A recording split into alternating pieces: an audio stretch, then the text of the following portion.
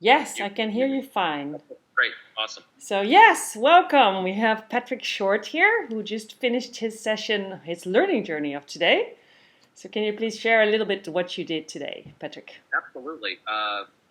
We had 32 people in our session here in the chapel at the Charles Wang Center at Stony Brook, and gathered from 10:30 to 4:30 with an hour for lunch. And what I teach is the basics of applied improv from a facilitation standpoint. So it's applicable mostly to people with a little teeny experience, or maybe possibly even no experience, to some experience. And of course, there were some very experienced people in here as well. So there's a wide range. And there were people from many countries, including China and Australia, for sure. I didn't ask anybody else, so I'm not sure. But we discussed the basics of how we set up an event, how we prepare for it. I have a formula called winning the first 2 minutes, about being prepared, knowing who the client is, ways of letting people feel like they have control over what the reflections are about, and letting people leave games if they don't want to play them, but they can't lure anyone else out and they can't talk about them. So we're sure very few people actually do that. But we talked about those sorts of things. And we played the opening 5 games that I do for about 90% of my engagements. Walk, Stop, Leader of the Pack, Yes Circle, Sun and Moon, and Tiger Martian Salesperson. Some people may know those games under different names. That's improv. Yes. And we reflected on them both with a participant hat on and with a facilitator hat on. So great. We did those. We had some long discussion. My wife, Ruth Jenkins, was also part of this. Ruth is a speech language therapist and does improv with brain injured people, people with Parkinson's disease, stroke patients, and she talked a little bit about working with those people and with healthcare givers in medical settings. Okay. So you had 31 people, you said? 32. 32, okay. I know from previous conferences that you've done these sessions before. What was maybe a surprise to you in this one? Well, the previous 2 that I've done had 20 people and 16, so this was larger. Now, we had a space that could accommodate, and I'm happy to do it. One of the things that surprised me even more than prior groups I'd worked with was the volume of questions with the facilitator hat on from participants. How do you do this? So can you mention a few of those questions that other facilitators might have as well?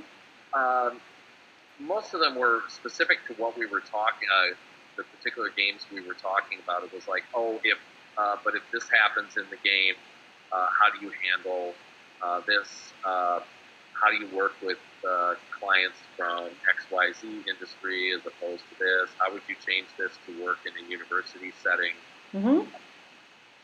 Things like that. But a lot of the questions in particular were very specific to the games, and I'm not sure would be super helpful on this. But yeah, so it's more like what would be practical advices to do in these situations or with different clients. Yeah, and a lot of people recognizing how we were dealing with things in the games themselves, and how I led most of the things, but how Ruth was leading a few things as well. And there was a lot of noticing and maybe asking questions about those things. We had a long discussion in the afternoon about creating a safe space, which we do. But how do you do it?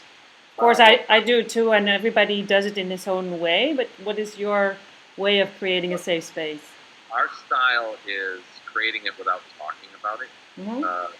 I don't ever utter the word safe space in a client setting, because I think that actually is a trigger in and of itself to, whoa, this might not be safe. He's saying it's safe, but trust. We do it by showing, and part of it is the part of our covenant at the beginning with our participants is that they can sit out of any game that's not physically or emotionally comfortable for them, but they can't lure anyone else out. They get to make their own decision, and they can't comment on it if they don't participate. And that message there is that to participants is that no one will be commenting on it who didn't experience the same thing. Yes. Which I think is a very, very big deal. I like your notion of just not mentioning the word safe at all. Yes.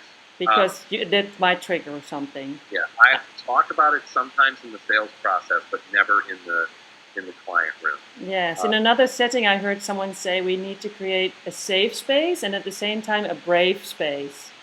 Yes, brave space is to me, a better phrase, but they're both kind of important, and I just don't say the word space very much. I guess it's just like we don't. It's like Fight Club. We don't talk about it, but we try to practice.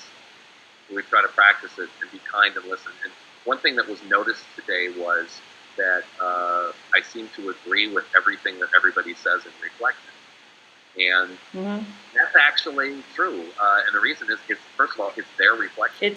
It's what they feel is true for them at that moment or their level of learning. Yeah, and once they recognize that I'm supporting them in that, yes, or our other presenters, it's not all 100% me, then they feel that they're in a brave space where they can say things and they're not going to get run over for coming. But the important thing is they control what the reflection is about. And I think that's super important. Yes. We have added a couple of consent questions for a couple of games where people are going to touch each other. And it's as simple as in bobsled, we ask people to ask for permission to put their hands on people's shoulders. 99% of people say yes, it's not an issue. And you can play the game without it. It's perfectly fine. But I think people recognize in asking the question that you care about that. Yeah, that you thought about it, that it can be something for some people. Okay. And I'm just curious because you've done these sessions often, and as facilitators, sometimes we think, oh yeah, I can nail this one because I've done it before. But what did you learn today? I learned, and I was reminded that when you're working with 32 improvisers, your time management skills are going to go out the window. Yes. I did not control the reflections, and I guess I didn't need to. Maybe in the morning I seemed more worried about it than I did in the afternoon. But we often went in a direction, changed directions based on what seemed to be happening. And I learned that in a very echoey room, I asked if it was okay for me to use a whistle, and somebody said, "Please test it." I tested, and they all went, "Nope." So that was good. I learned that asking is very important. What did you do instead, the whistle? I have a personal whistle with my hands. I'll demonstrate. And it's okay, but it's not too loud. Right. Because otherwise it was actually very difficult to get people's attention because they were really involved. But we did one thing today that was kind of revolutionary. I had the opportunity to have a client, prospective client, not an existing client, call and talk about booking us. And I put him on speakerphone and had the group listen to it. Wow, and interesting. And courageous too. Yeah, it felt like a little like jumping off a cliff. But it worked very well, and I think people found a lot of value in it because the call itself was about 14 minutes.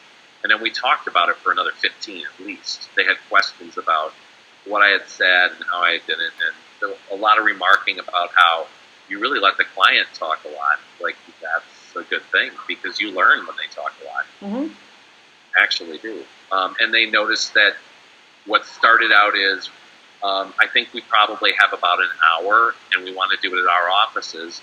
And slowly but surely it turned into a half day at our place so that they could be away from their offices, which is advantageous on many levels. So how do you get your clients to speak, actually? What you say, they need to speak.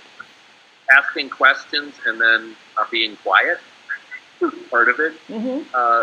People naturally fill empty space, and as long as there's a prompt and a reason to talk. But this client also brought in a lot of information that allowed me to ask a reasonable number of questions and get him to go. Now, I was cheating a little bit because this prospective client has taken improv classes. And he knows a little bit. but his family has taken some of our youth classes, so they're aware of us and they're aware of what improv can do, at least on a personal level. Yes. And he'd like to do that in his company. And one of our participants today remarked that, well, he was, pretty far along the process. Mm-hmm. Yes, but a lot of people who call us at least know that there's something in improv that they want, even if they don't know what it is. Yes. Yeah. Okay. But it was a really fun experiment. Yeah. Did you do the conversation with your client just for yourself with the client online, and then the rest of the group was just watching you and listening in on the talk, or were there participants actually invited to join the talk? We didn't invite. That would have been chaos. So thank you. Cool. Sorry, we have to do a couple greetings and things here, but yes. If they had commented on it in this room, it would have been absolute chaos. Mm-hmm. So they had to be quiet during the call, which is too bad, because maybe somebody would have had a better idea than me. But we ended up with him taking the idea to his CEO and me checking in next week, probably for a call with the CEO, if the CEO is still a doubter. So that's where we're at. I think it's very positive. Yes. Yeah. So if I understand you correctly, your workshop was mainly to get new clients to actually buy in on improv? Well, it's part of that, Mm-hmm. but more how to handle sort of the theories of actually doing a first workshop with a company. Yes. So what would you just mentioned five games that you use often to get this intro going. Like, let's say I'm a total new client. I know nothing about improv, but I've talked to you and I trust you enough to say, yeah, let's do this. How would you then start off this new workshop? Just go straight into a first game, or do you wish to explain a little bit first? We do a thing we call the covenant, which is a basic agreement that somebody in their organization has decided this is important, and here we all are, and all your salaries are going toward this, Mm-hmm. and we're being paid, so it must have some importance to someone. So let's approach it with the respect for that. Mm-hmm. We talk about the ability to sit out of exercises. I assure people that although they may have heard the word improv, this is not performing, and you don't have to be funny. Mm-hmm. That's part of the sales process as well. I tell people to tell their people that ahead of time and not make us a surprise, too. Yes. Don't spring us on people. But to assure people they don't have to perform. And then we do our best to keep that promise. And then I tell people, I love this phrase. I heard it from James Bailey, a manager in Los Angeles. When he teaches his music workshops, he says, if you're feeling self-conscious or silly or exposed or that everybody's judging you, Mm-hmm. here's the thing. Nobody cares about you. And it just shocks people that, well, you would say nobody cares about you, but why is that true? It's true because they're thinking of themselves, Yeah. right?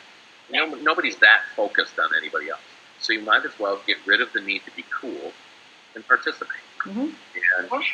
And that works really, really well. In my experience, I have very, very few people sit out of our exercises at all. And most of the time, it's probably related to disability or injury or how they're feeling. So what they brought in rather than the workshop itself.